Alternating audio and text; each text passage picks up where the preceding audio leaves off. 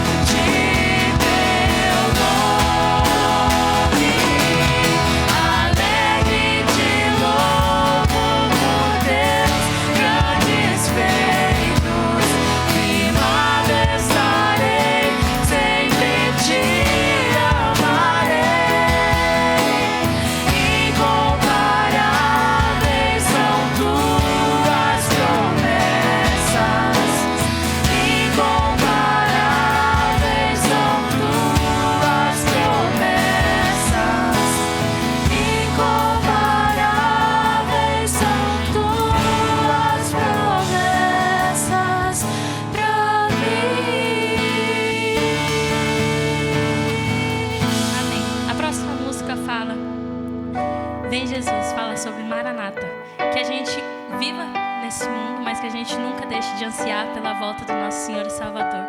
Vivemos na esperança de um dia reencontrá-lo. Vamos louvar a Ele, Ele que merece todo o nosso louvor.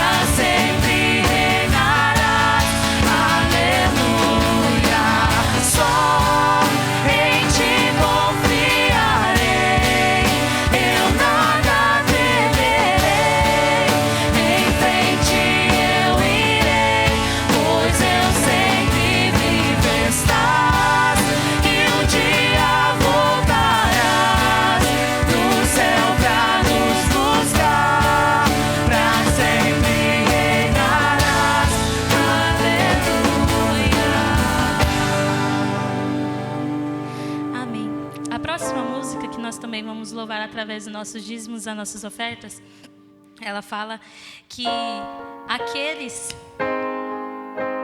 em que ti se foram, mas os que hão também de crer, todos cantando ao Cordeiro uma canção. Que isso seja o nosso objetivo. Que a gente possa falar sobre Cristo, para que a gente possa realizar isso, de nós estarmos no céu, cantando e adorando a nosso Deus, nosso Cordeiro que se entregou por nós. Que isso enche o seu coração de alegria, de impulso. Louve ao Senhor, cante para Ele: Santo, Santo, Santo para sempre é o teu nome, Santo para sempre.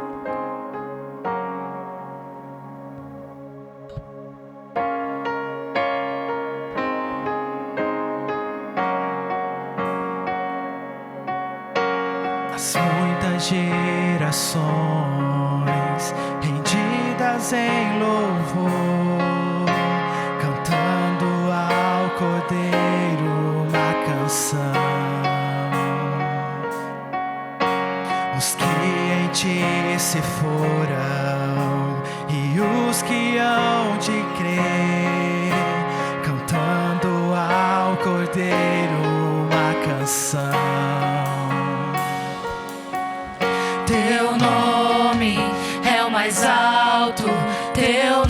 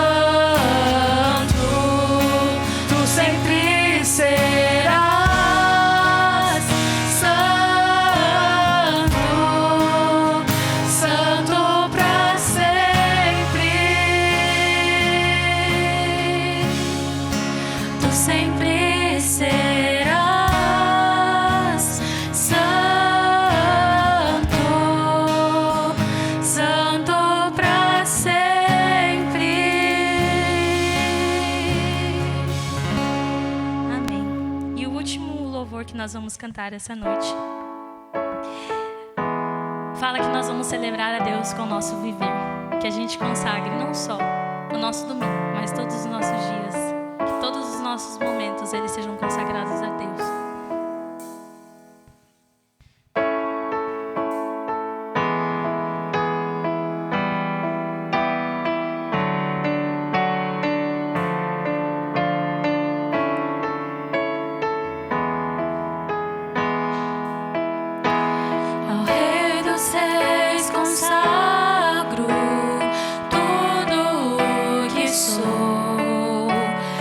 Gratos louvores transborda.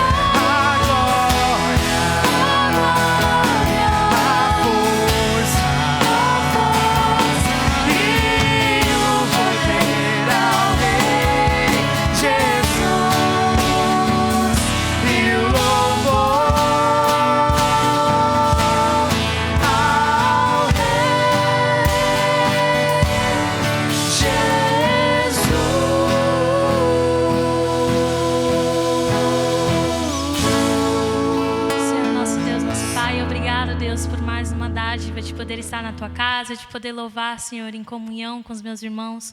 Obrigado, Deus, por esse domingo onde temos liberdade, Senhor, de declarar a Ti louvores. Obrigado, Deus, porque estamos Te adorando desde o momento, Senhor, que chegamos aqui nas nossas conversas, Senhor. E que o Senhor continue, Senhor, nos ajudando, Deus, nos ajudando a focar na Tua palavra e que a gente possa sair daqui, Senhor, cada vez mais edificados por Ti, Deus. Assim eu Te agradeço, Senhor, em nome de Jesus. Amém. A igreja pode se assentar?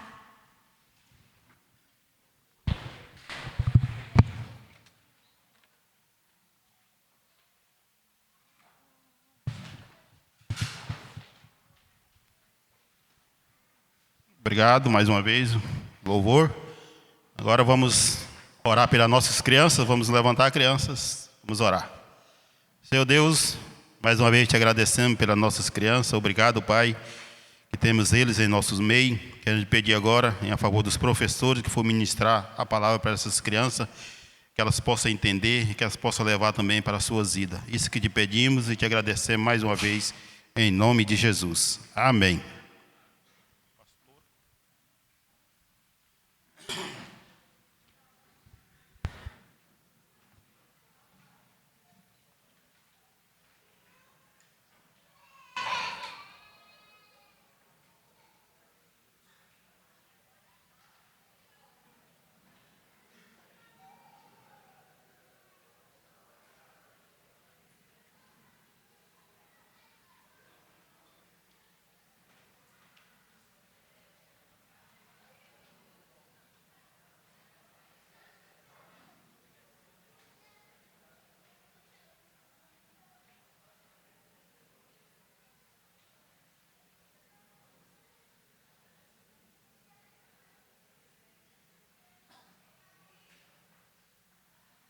Oi. Boa noite, irmãos. Graça e paz. Amém. Como é bom estarmos mais uma vez juntos como igreja. Nessa noite, pela manhã a gente deu um novo passo, né? Quanto a nossa escola bíblica, tratando o tema de família guiada pela fé. Então, quero convidar a igreja a participar desse momento, reiterar a importância da nossa escola bíblica. Mas, sem mais delongas, quero também cumprimentar os nossos visitantes. Vocês são muito bem-vindos aqui conosco, especialmente o Richard, o Kaique e o Erlon, que são meus amigos do Jiu-Jitsu. Então, é bom tê-los aqui, me alegro muito. E, irmãos, então... passando para o nosso momento de exposição da palavra, eu quero convidá-los para que vocês abram então suas Bíblias em Juízes capítulo 19. Juízes capítulo 19, vamos dar continuidade à nossa exposição e caminhar para o final do livro de Juízes, né? Quem dera, irmãos, 4 meses, né, de caminhadas nesse livro. E como Deus é bom, né? Como Deus tem falado aos nossos corações à medida que caminhamos. E hoje eu tenho o desafio de expor Juízes 19, 20 e 21. Então eu quero fazer isso com os irmãos. Não vou passar por todos os versículos, como normalmente faço, mas vou expor a mensagem toda dos 3 capítulos. Irmãos, o título que dei a essa mensagem é Quando a maldade toma conta. Quando a maldade toma conta. Irmãos, quando pensamos sobre alguns casos, sobre algumas circunstâncias, pensamos assim: até onde vai a maldade do coração do homem? E diante de algumas circunstâncias, como igreja, como povo de Deus, nós nos fazemos outra pergunta: o que se esperar do povo de Deus? O que se esperar do povo de Deus? O que se esperar da igreja? O que se esperar da maldade no nosso meio? Irmãos, o maior perigo para o povo de Deus nunca foi apenas a oposição do mundo. Nunca foram aqueles que se opõem à nossa fé. O maior perigo da igreja, do povo de Deus, sempre foi a decadência espiritual interna. O que marca uma geração, o que destrói uma geração, raramente começa de forma pública. Antes de a gente ver escândalos numa nação, em meio de um povo, muitas vezes essa maldade ela já foi de certa forma tolerada no nosso coração. Antes do colapso vir à tona, a coisa feia aparecer, muitas vezes essa maldade no nosso meio já foi silenciada. Percebam, irmãos, que os capítulos, então, esses capítulos finais do livro de Juízes, nos mostram um cenário como esse. Um cenário tenebroso, obscuro, cheio de maldade. Quando nós chegamos aqui nos capítulos 19, 20 e 21, a gente já não encontra apenas fraquezas que são espirituais e que são isoladas. Não. O quadro, irmãos, o que enxergamos no meio do povo de Deus é um quadro de colapso total. A maldade tomou de conta. Outrora o livro de Juízes começou mostrando ciclos de pecado que iniciava, mas que o povo se arrependia e voltava.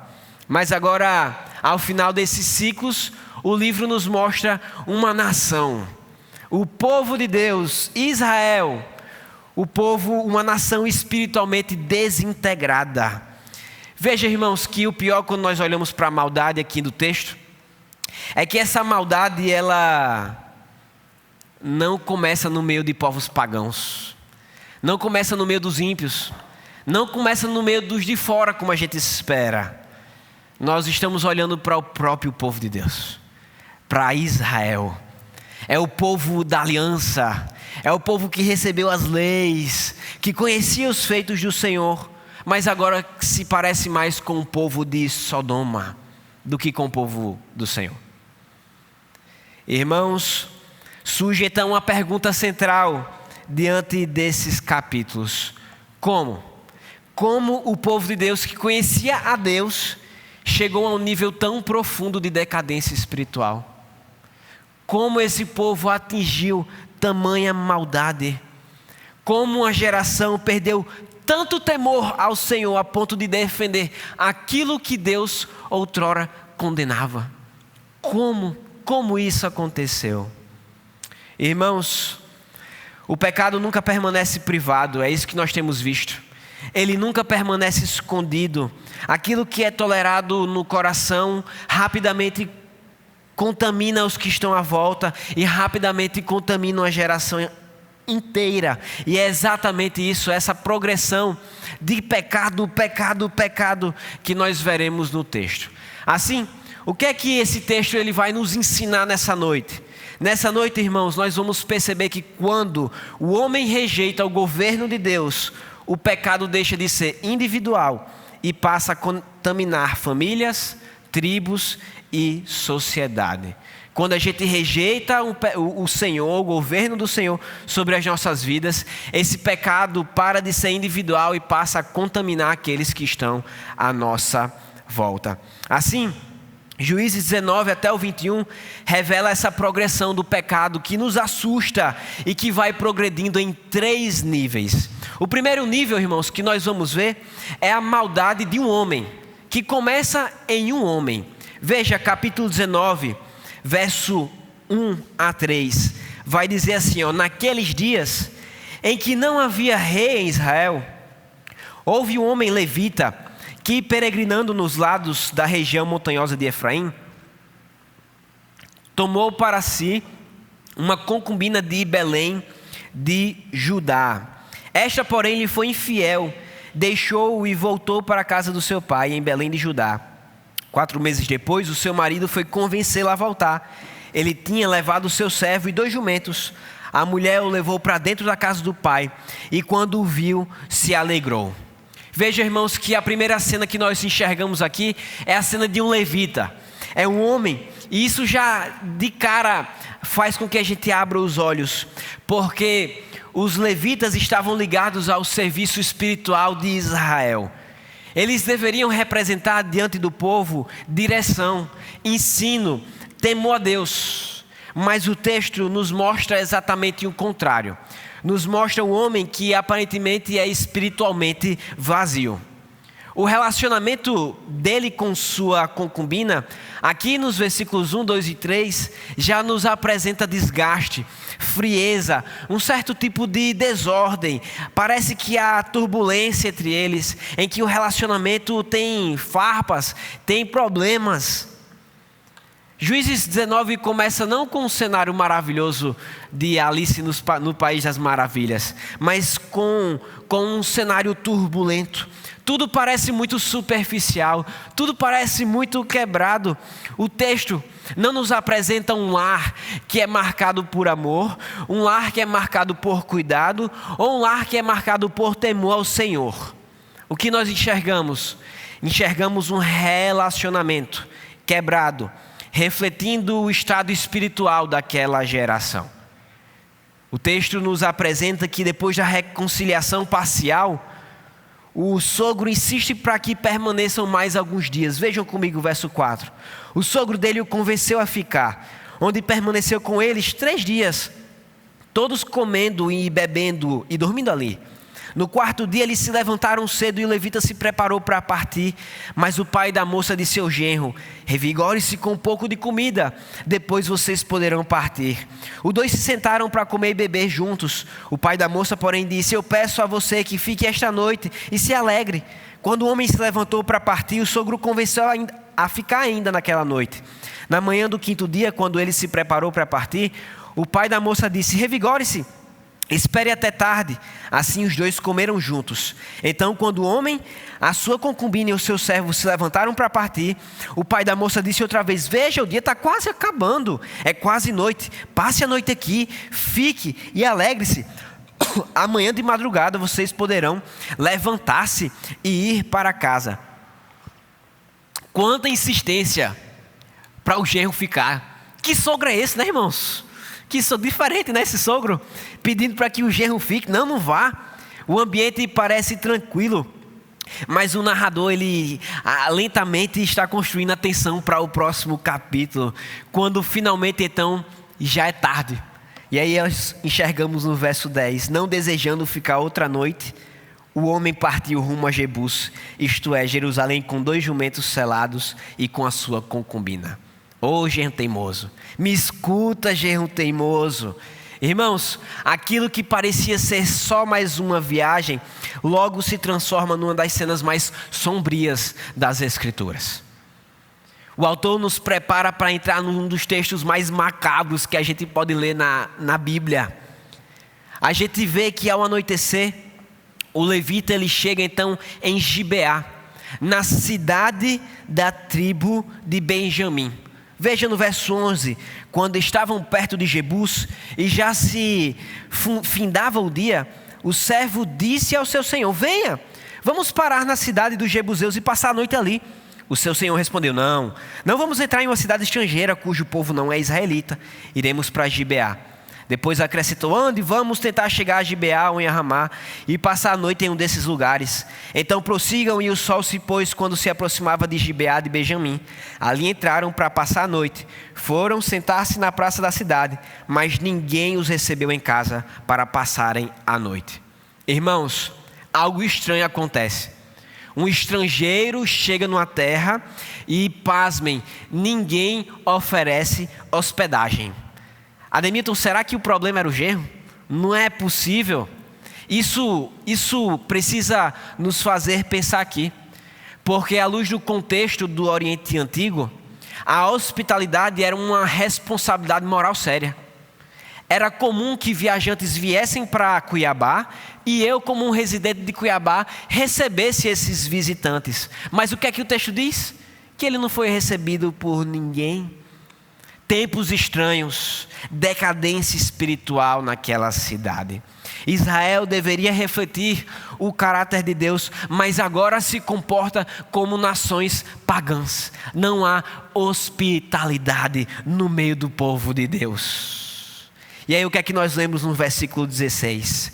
Que um homem idoso, procedente dos montes de Efraim, e que estava morando em Gibeá voltava do seu trabalho no campo. Os homens do lugar eram benjamitas. Quando o homem idoso viu o viajante na praça da cidade, perguntou: para onde você está indo? De onde vem? Irmãos, alguém que não era da cidade, era um estrangeiro também, que vai acolher um estrangeiro. Que coisa! Que coisa! Que coisa! E aí nós lemos, ele respondeu: estamos de viagem, indo de Belém para Judá, para uma região afastada, nos montes de Efraim. Fui a Belém de Judá e agora estou indo à casa do Senhor. Aqui, porém, ninguém me recebeu em casa. Temos palha e forragem para os nossos jumentos, e também pão e vinho para mim, para esta sua serva e para o jovem que está conosco. Não temos falta de nada. O homem idoso disse: você é bem-vindo na minha casa. Vou atendendo no que você precisar. Apenas não passe a noite na praça. Então levou-os para sua casa e alimentou os jumentos. Depois de lavarem os pés, comeram e beberam alguma coisa. Irmãos, o estrangeiro acolhe ele. E aí o cenário piora drasticamente. Está tudo feio até aqui. E aí a gente fala assim, não é possível que vai piorar. Mas piora. Porque aí no versículo 22, a gente percebe a perversidade do coração humano. Vejam que o que é que diz o versículo 22? Enquanto se divertiam, alguns homens perversos da cidade cercaram a casa, esmurrando a porta. Gritaram para o homem idoso, o dono da casa: tragam para fora o homem que entrou na sua casa, para que tenhamos relações sexuais com ele.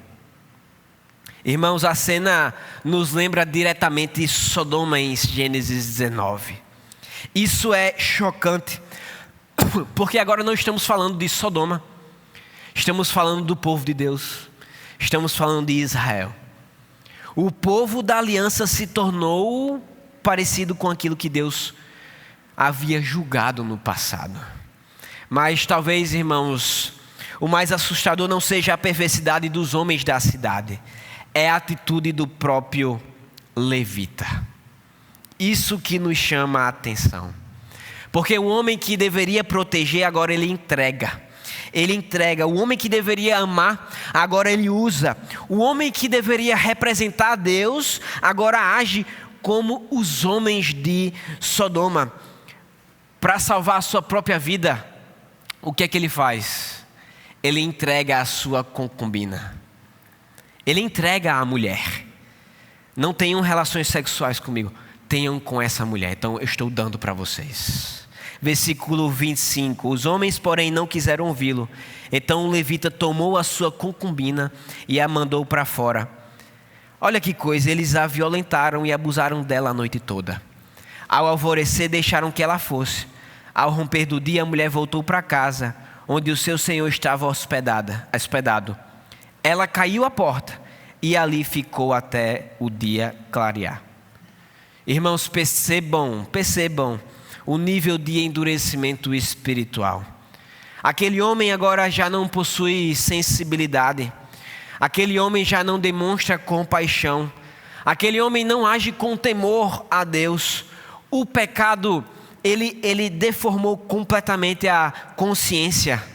É isso que o pecado faz. Nos faz ver as coisas como elas não são. E aí o texto diz que pela manhã aquela mulher aparece caída à porta da casa. E aí qual é a reação que a gente espera? Quando o homem sai de casa e encontra uma mulher caída naquela circunstância, aos seus pés, digamos que é assim. O que a gente espera, irmãos? Acolhimento, né? Mas vamos ler o versículo 27. Quando o seu senhor se levantou de manhã, abriu a porta da casa e saiu para seguir viagem. Lá estava a concubina caída à entrada da casa, com as mãos na soleira da porta. Ele lhe disse: levante-se e vamos. Contudo não houve resposta. Então o homem a pôs sobre o jumento e foi para casa. Irmãos, o texto não relata quebrantamento de coração. O texto não relata nenhum lamento. O coração daquele homem parece estar cauterizado pelo pecado. Como que a gente olha uma mulher que foi abusada e simplesmente a gente fala: levante-se, anda mulher. Nem com bicho, né, a gente faz isso, nem com cachorro a gente faz isso, né? A Rafa reclama que de vez em quando a pipoca está nos meus pés, eu falo assim, dá licença, pipoca. Dá licença. Nem com cachorro a gente fala assim, levanta e anda, sai daqui. Irmãos, dá para piorar. O que é que esse homem faz? Versículo 29. Quando chegou, apanhou uma faca, cortou o corpo da concubina em 12 partes e as enviou a todas as regiões de Israel. Todos os que viram isso disseram, nunca se viu nem se fez uma coisa dessa desde os dias em que os israelitas saíram do Egito. Pensem, reflitam, digam o que se deve fazer. Irmãos, não sabemos se a mulher estava morta, né? Não sabemos se ela estava desfalecida, apagada. O texto nos mostra que ela foi cortada em 12 partes. O que é que Juízes quer que a gente perceba? Que a gente perceba a decadência espiritual de Israel. Que a gente perceba a decadência espiritual que o povo de Deus pode chegar quando nega o governo de Deus sobre a sua vida. Quando Deus, irmãos, deixa de governar o coração do homem, o homem perde completamente a sua sensibilidade. O pecado passa a ser tratado como normal, com normalidade. Pessoas deixam de ser vistas como imagem de Deus e passam a ser vistas como objetos. Juízes 19 não é apenas um retrato da maldade humana, é um retrato do que qualquer ser humano pode se tornar quando vive distante do governo de Deus. Já viram reportagem de algumas pessoas que praticam maldades? O que é que muitos falam? Eu nunca imaginei que eu iria fazer uma coisa dessa. Eu nunca pensei que eu seria capaz de fazer isso. E aí fulano foi lá e fez. É isso que a gente faz quando rejeitamos o governo de Deus sobre as nossas vidas. Irmãos, o que é que a maldade desse homem nos ensina? Irmãos, nos ensina que é possível a gente olhar para um pecado, é possível a gente ver a maldade e a gente se calar, e a gente permanecer em silêncio, mesmo fazendo parte do povo de Deus. Tomemos cuidado, irmãos, para que isso não se torne um hábito em nossas vidas. Tomemos cuidado, irmãos, para não fecharmos os olhos para alguns pecados que achamos que não importam, porque eles importam. Não podemos nos calar diante de algumas circunstâncias. Me parece que às vezes isso entra dentro da igreja e que se disfarça com linguagem cristã, com funções espirituais, mas é acobertado pelo silêncio. Não pode acontecer isso. O pecado ele não pode ser calado. É o texto que Adailton leu, né? Salmo 32. Confessei-te o meu pecado. Confessei-te o meu pecado. Irmãos, segundo, a maldade desse homem nos ensina que o pecado ele endurece lentamente a nossa consciência. Ninguém chega ao fundo do poço de uma vez. Ninguém cai lá de cima e pum, cara, para ali embaixo. Normalmente é aos pouquinhos. É um olho que a gente fecha para não ver e o outro que permanece aberto. O nosso coração ele vai se acostumando com o egoísmo, com a frieza espiritual, com o pecado tolerado, com a mentira, com a traição, com a fofoca, com o adultério, irmãos, até chegar ao ponto de a gente perder completamente a nossa sensibilidade espiritual. Deus está nos chamando a abrir os nossos olhos e a analisar como temos vivido e o que temos feito diante dos nossos próprios pecados. Porque achamos que não podemos ser como esse homem daqui do texto. Mas se rejeitarmos o governo de Deus sobre as nossas vidas, não se surpreenda. Porque você e eu podemos ser como ele. Irmãos, é como um calo, né? Imagine um calo que depois de muito atrito ele vai gerando um calo. Assim é a nossa consciência quando rejeita o governo de Deus, né? Vai ficando endurecido até que chega um momento em que a gente não sente mais dor. Virou um calo, né? Vamos prosseguir? Vimos então o primeiro nível de maldade apresentado no texto é a maldade desse homem. A segunda maldade que nós vemos é a maldade de uma tribo. Olha só o que é que um pecado pode causar. A gente vê, depois da tragédia de Gibeá, Israel se reunindo agora em Mispa. Veja verso 1 do capítulo 20. Então todos os israelitas de Dan a Beceba e de Gileade saíram como um só homem e se reuniram em assembleia diante do Senhor em Mispa. Os líderes de todo o povo das tribos de Israel tomaram os seus lugares na assembleia do povo de Deus. 400.000 soldados armados de espada. Ora, os benjamitas souberam que os israelitas haviam subido a Mispa. Os israelitas perguntaram: como aconteceu essa perversidade? E aí o levita vai lá e responde: olha, aconteceu assim, eu cheguei, os homens circularam a casa que eu estava, pediram para ter relações, então ele agora passa a explicar. Vejam, irmãos, que a reação nos versículos posteriores, até do versículo 4 até o versículo 7, parece ser uma reação correta. O povo tem indignação diante de tamanha maldade. Existe revolta diante daquela perversidade. Pela primeira vez em muitos capítulos de Juízes, Israel demonstra algum senso de justiça moral. Vamos fazer alguma coisa. Então a congregação, a narrativa mostra, decide agir a partir do versículo 4. O povo entende que o pecado não pode ser ignorado.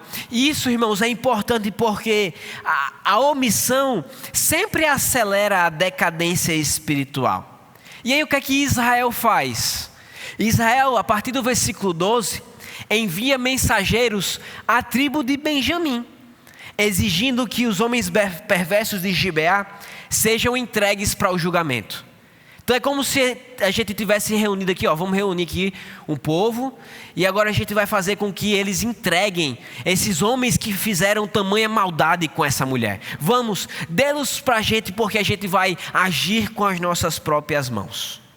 É isso que está acontecendo aqui no capítulo 20. Até que, irmãos, tudo parece caminhar para uma linha de arrependimento. Agora vem a restauração do povo de Deus, mas aí o capítulo ele toma um rumo terrível, assustador. Por quê? Porque a tribo de Benjamim, lembra que a tribo de Benjamim é parte do povo de Israel. A tribo de Benjamim se recusa a entregar os culpados. Como que isso pode acontecer? Como que o povo de Deus decide defender aqueles que não fazem parte do povo de Deus? Como? Irmãos, o problema aqui já não é mais a maldade dos homens de Gibeá. O problema aqui é que a corrupção, a maldade tomou conta de uma tribo inteira. Benjamim escolhe proteger homens perversos. É isso que nós vemos do verso 13 a 17. Em vez de se humilhar diante do Senhor. Percebam, irmãos, a gravidade disso. O pecado deixou de causar vergonha, agora ele está sendo defendido. A lealdade tribal se tornou agora mais importante do que a verdade. Sabe quando a gente vê aquela coisinha errada, mas porque fulano é meu amigo, ai pastor, resolve aí. Porque fulano é meu amigo e eu não dou conta de falar com ele. A proteção dos seus se tornou mais importante do que a justiça de Deus. E esse é um dos sinais mais perigosos da decadência espiritual. Quando uma comunidade inteira começa a chamar e a tratar o mal como bem.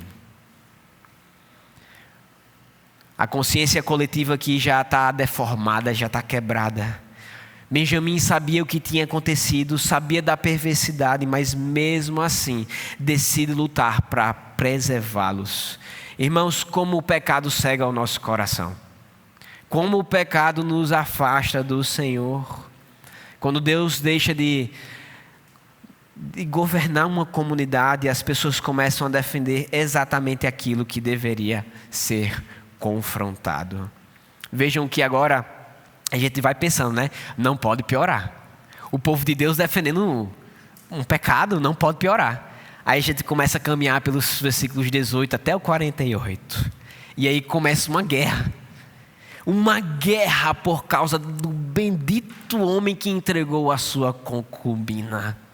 O povo da aliança agora não está se destruindo com outros povos, mas está tendo confusão, conflito, guerra entre eles mesmos. O povo de Deus, irmãos, guerreando contra o povo de Deus. Veja que nos versículos 18, versículo 23, 27, Israel consulta o Senhor antes das batalhas. Existe sempre a cena de choro, de jejum, de busca por direção, mas o texto mesmo assim transmite um certo tipo de tensão espiritual. Israel demonstra um aparente zelo pela justiça, mas pouca evidência de arrependimento profundo como nação. O povo de Deus quer confrontar os pecados dos outros sem lidar completamente com sua própria condição espiritual. Irmãos, como isso tem a ver conosco hoje? Porque é muito mais fácil a gente denunciar corrupção, problemas, pecados ao nosso redor do que permitir que Deus confronte o nosso próprio coração. Hipócrita, tire primeiro a trave do seu olho. Não é mais fácil? É mais fácil, irmãos. Quantas vezes não falamos, fulano é assim, é assado, no meio do povo de Deus. Mas estamos com o coração endurecido para o que Deus está confrontando em nossas vidas. A narrativa então continua. Depois de batalhas intensas, Benjamim é praticamente destruída. Veja versículo 35 do capítulo 20. Vai dizer assim: o Senhor derrotou Benjamim diante de Israel. E naquele dia os israelitas mataram 25.100 benjamitas, todos armados de espada. Então os benjamitas viram que tinham sido derrotados. Vejam o versículo 44. 18.000 benjamitas morreram, todos eles soldados valentes. Quando se viraram e fugiram rumo ao deserto para a rocha de Rimon, os israelitas abateram 5.000 homens ao longo das estradas. Pressionaram os benjamitas até Gigon e mataram mais de 2.000 homens. Irmãos, não seria mais fácil ter entregado aquele grupo de abusadores para esse povo e Zefinim? E acabou a conversa? Seria muito mais fácil. Mas foi necessário tantas mortes, milhares de mortes. Milhares morrem, cidades são queimadas, uma tribo inteira quase desaparece. Por quê? Porque o pecado foi tolerado, porque ele foi protegido, porque o pecado de certa forma foi alimentado. Juízes mostra que uma sociedade entra em colapso quando perde sua capacidade de discernir corretamente o pecado. Talvez o mais assustador, irmãos, em todo o capítulo não seja a existência da perversidade ainda, mas o fato de que o povo de Deus começou a defender aquilo que condenava, a lutar por aquilo que não deveria lutar. Quando uma comunidade abandona a verdade para proteger homens, a decadência espiritual já começou. Então qual é o nosso raciocínio? Qual é a progressão? Nós vemos a maldade do homem em um homem. Nós vemos a maldade agora expandindo para uma tribo inteira, para uma comunidade. E o que é que isso nos ensina? Nos ensina que precisamos tomar cuidado, porque uma sociedade entra em colapso quando começa a normalizar o pecado. Aí já não há mais conceito de família. Percebam, irmãos, que existe algo em comum conosco. O que é família? A família é o que as pessoas definem o que é. O que é família? São as escrituras que dizem, ou é a sociedade, ou é o povão que diz? O que é certo? O que é errado? É a Bíblia que nos direciona ou são sociólogos, cientistas, filósofos que nos dizem o que é certo e errado? Vejam, irmãos, que lealdade sem verdade se torna destrutiva. Às vezes Deus nos apresenta pecados de pessoas em que somos leais. Deus nos apresenta pecados de pessoas que estão ao nosso redor. E qual o nosso papel? Confrontá-los. Falar sobre esses pecados. Ajudá-los em meio a esses dilemas. Por quê? Porque o pecado, uma vez que ele é silenciado, ele toma de conta de um homem, mas de uma tribo inteira. Veja que é como uma infecção que a gente ignora, mas que pode tomar conta de todo o nosso corpo. Assim é o pecado. Veja, os dois níveis de maldade que nós vimos é a maldade que começa em um homem, que se expande para uma tribo inteira e que agora atinge toda uma nação. Toda uma nação. Vamos para o capítulo 21.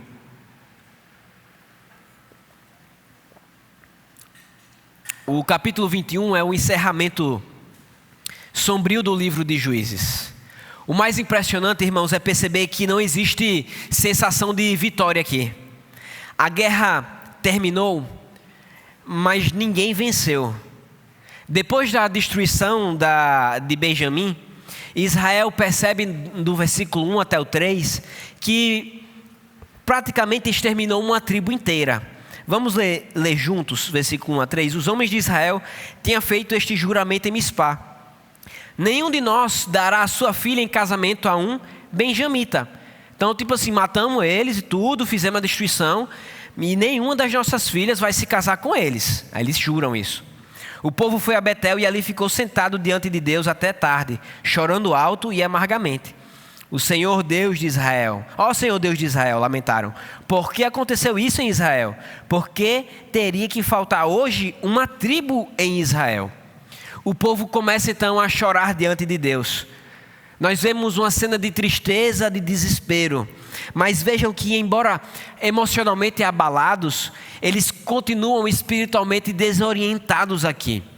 O problema não era só o fator militar. O problema era espiritual. Israel havia feito votos precipitados no versículo 1. E nós já vimos em Juízes o que acontece quando o homem faz votos precipitados. Agora Israel, o povo, tenta corrigir um erro produzindo novos erros. Em vez de buscar arrependimento profundo e direção por parte do Senhor, o povo então começa a criar soluções humanas para resolver um problema que a princípio é espiritual. E aí surge então a primeira solução desesperada. O que é que esses homens fazem diante da falta de mulheres, porque eles mataram as pessoas? O que é que eles fazem? Vamos ver no versículo 5.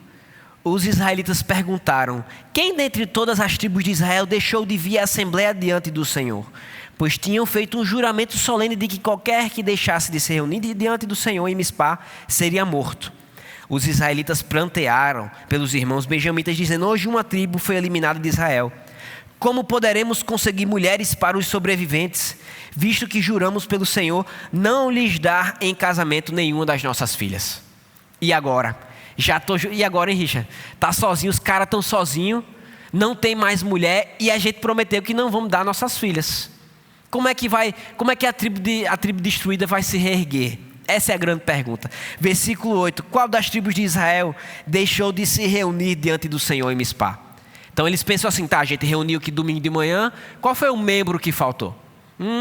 Deixa eu olhar aqui. Descobriu-se então, versículo 8, que ninguém de Jabes de Gileade tinha vindo ao acampamento para a assembleia. Quando contaram o povo, verificaram que ninguém do povo de Jabes de Gileade estava ali. Então a assembleia enviou 12.000 homens de guerra com instruções para irem a Jabes de Gileade e matarem à espada todos os que viviam lá, incluindo mulheres e crianças. É isto que vocês deverão fazer: separem para a destruição todos os homens e todas as mulheres que não forem virgens. No meio de todo o povo que vivia em Jabes de Gileade, encontraram 400 moças virgens e as levaram para o acampamento de Siló em Canaã. Irmãos, não tem mulheres para os benjamitas. O que é que a gente vai fazer? Vamos fazer uma assembleia. Quem que não veio? Aqueles. Então vai lá, junta os soldados, mata as mulheres, os homens deixam só as mulheres virgens e traz elas para os homens. Olha só, irmãos, que solução. Magnífico, maravilhoso, que ideia genial. Vamos matar um povo inteiro para dar mulher para homens. Por quê? Porque fizemos um voto precipitado. Já não há mais discernimento entre justiça e perversidade. Mesmo depois do massacre, porque isso foi um massacre em Jabes de Gileade, ainda faltavam mulheres para os sobreviventes de Benjamim. É claro, aí mataram todo mundo, vai faltar mulher mesmo. E agora o que é que a gente faz? Veja, eles criam outra solução absurda. Vamos ler os versículos 19. Há, porém, a festa anual do Senhor em Siló, ao norte de Betel, a leste da estrada que vai de Betel a Siquém e ao sul de Lebona. Então mandaram para lá os benjamitas, dizendo: vão, escondam-se nas vinhas e fiquem observando.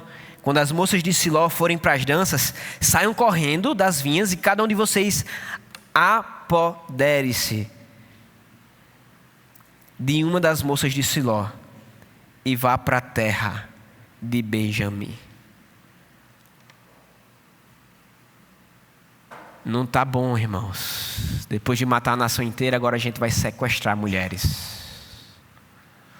Irmãos, um abuso é terrível de se lidar. E um sequestro coletivo. E um abuso coletivo. No meio do povo de Deus. Tudo está invertido aqui. Aquilo que era para gerar indignação agora é tratado com naturalidade.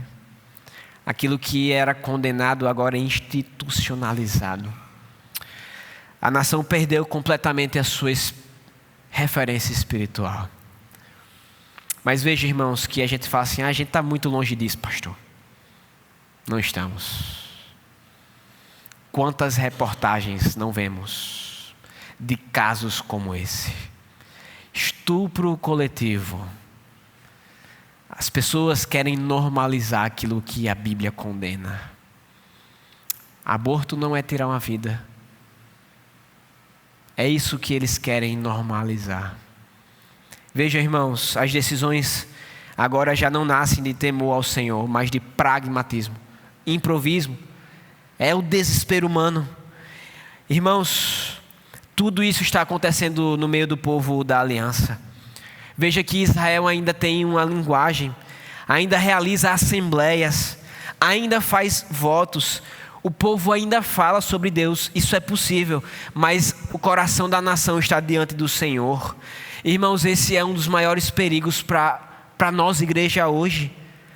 Termos uma aparência religiosa enquanto o nosso coração está afastado da verdade. Irmãos, será que não estamos caminhando assim? Será? Com apenas uma aparência religiosa? Veja que o livro termina então agora no versículo 25, com uma das frases mais importantes de Juízes, que diz assim: naquela época não havia rei em Israel, cada um fazia o que era certo aos seus próprios olhos. Esse versículo resume todo o livro. O problema de Israel não era apenas a ausência de uma liderança humana. O problema de Israel era espiritual, pois rejeitava o governo de Deus. Cada um se tornou a sua própria autoridade. Eu vou viver como eu quero, de acordo com as minhas leis, de acordo com o meu senso de moral, de acordo com a minha verdade. Deixa para lá, pastor, me deixa em paz. Quando o homem passa a viver guiado pelos seus próprios olhos, o resultado inevitável é o caos, é a miséria. Desculpa a palavra, mas é a desgraça. É a miséria, irmãos. Juízes termina sem solução humana, porque essa é exatamente a intenção do autor. O livro quer mostrar e levantar em nós um senso de necessidade. Israel precisava de um rei verdadeiro, não apenas alguém que viesse e organizasse estruturalmente, que organizasse a nação, mas Israel precisava de alguém que transformasse os corações. Por quê? Porque enquanto o coração humano permanecer distante do Senhor, nenhuma solução, nenhuma criada pelo homem será suficiente para restaurar aquilo que o pecado destruiu. Não podemos nos enganar achando que o coração humano consegue guiar a si mesmo. Enganoso é o coração do homem. Enganoso é o coração do homem. Veja que a nossa maior necessidade não é de informação. Informação, estamos cheios de informação. É só abrir as nossas redes sociais. Como igreja, a gente precisa de transformação. É de novos corações, é de uma nova vida aos pés da cruz, caminhando com o Senhor. Aí sim os nossos passos vai ser reestruturado, redirecionado, reorientado. Só quando vivermos para o Senhor. Se não vivermos para o Senhor, irmãos, vamos viver como alguém que caminha no mar. Não tem como caminhar no mar, só Jesus, né? Mas como alguém que navega no mar, guiado, direcionado por uma bússola quebrada. E ele diz assim, agora eu vou seguir os meus próprios instintos. Olha que problemão, hein? Que problema. O problema é que o coração perdido nunca consegue encontrar sozinho o caminho de volta. Nunca. Por quê? Porque do coração é que procede toda a maldade. É isso que Jesus fala. Irmãos, quando nos calamos diante do pecado, o que é que acontece? Toma de conta de um indivíduo, toma de conta de uma tribo inteira e toma de conta de uma nação por completa. Caminhando para o final dessa mensagem, Juízes termina de uma forma pesada, porque o autor ele quer que sintamos o peso da decadência espiritual. O problema não começa então com a nação, o problema começa aonde, irmãos? Aonde? No coração. Primeiro vemos a maldade de um homem, depois de uma tribo, depois de uma nação, e essa é a progressão do pecado. O pecado nunca permanece privado, sozinho. Aquilo que é tolerado no nosso coração logo contamina as nossas famílias, a nossa comunidade, as nossas igrejas e sociedades inteiras. Talvez o mais assustador em Juízes não seja essa existência do mal. O pior é que isso acontece no meio do povo de Deus. Irmãos, esse é o grande perigo da igreja. É caminharmos calados para determinados pecados. É possível, irmãos, mantermos uma aparência espiritual enquanto nosso coração se esfria. É possível defender doutrina no discurso, um amor, mas negociar nossa santidade. É possível a gente frequentar, vir aqui, dar dízimo, frequentar os nossos cultos e ainda assim vivermos governados pelos nossos próprios olhos. E pasmem, ainda protegermos aquilo que Deus condena, porque foi isso que o povo fez. A igreja, irmãos, está constantemente pressionada a fazer isso, a normalizar o pecado, a silenciar a verdade. Abandone as convicções bíblicas. Crente é tudo igual, pastor é tudo igual. Adapte o evangelho para que as pessoas ouçam. Vejam que quando nós damos ouvidos a isso e fazemos isso, começamos a caminhar como o povo de Juízes. O livro termina, cada um fazia o que era certo aos seus próprios olhos. Essa é o retrato de uma geração sem um rei. Homens governados pelos seus próprios desejos, por sua própria vontade. Mas Juízes, graças a Deus por isso, nos aponta para uma necessidade maior. A humanidade precisava de um rei, alguém que governasse o coração humano.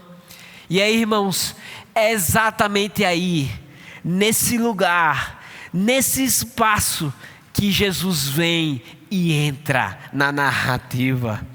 Porque Jesus não relativiza o pecado. Jesus não negocia a verdade. Ele não se curva diante do espírito desse século. Jesus, ele transforma os nossos corações. Ele purifica o seu povo. Ele santifica a sua igreja. Ah, pastor, você me condenou essa noite? Como é que eu tenho esperança? Olhe para Jesus, meu irmão. E deixe que ele transforme o seu coração. Jesus, ele ainda continua chamando homens ao arrependimento. Por isso, no final de Juízes, existe uma pergunta que é inevitável. Quem governa a sua vida hoje? Será que é o Senhor Jesus? Será que são os nossos próprios olhos, desejos, ou o verdadeiro Rei? Quem governa o nosso coração? Porque no fim, irmãos, todos nós serviremos a um Rei, ou a nós mesmos, ou a Cristo. Que Deus nos abençoe a pensarmos sobre essas coisas, e que Ele nos chacoalhe para olharmos para o nosso coração, e percebermos a quem servimos, se é ao Senhor, ou se é ao Deus desse século, que muitas vezes bate à nossa porta. Que Deus nos abençoe, que Ele conduza os nossos passos.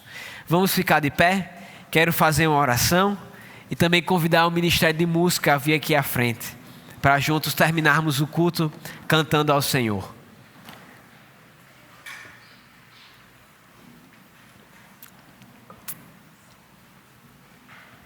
Senhor, muito obrigado, meu Pai, por esse tempo, muito obrigado por essa noite, obrigado, Senhor, por esse culto.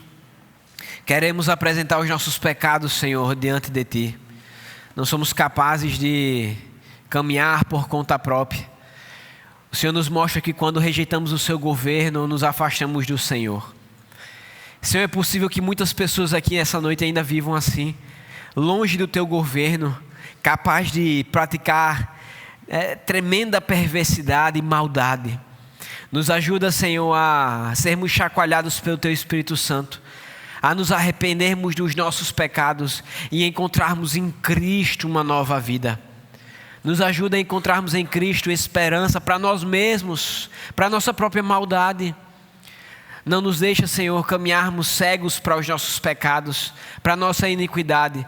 Antes nos faz a retornar em meio ao nosso caminho, nos faz retornar para o Senhor e assim aos pés da cruz ter a nossa vida, o nosso coração transformado pelo Senhor. Nos ajuda a não ficarmos em silêncio diante dos pecados, dos nossos pecados, que o Senhor revele, traga à tona aquilo que está escondido, porque nós vimos que isso pode facilmente corromper o Teu povo, a Tua igreja. Não deixa que isso aconteça, Senhor, no meio de nós. Nos ajuda, nos direciona. É assim que nós clamamos ao Senhor, no nome santo de Jesus. Amém. Vamos cantar agora, irmãos, a música Consagração. Qual que é o seu desafio? Fazer dessa música uma oração. Consagre a sua vida ao Senhor, consagre o seu coração. Aquela área específica, consagre a Deus, faça isso, cante essa música. Que Deus os abençoe.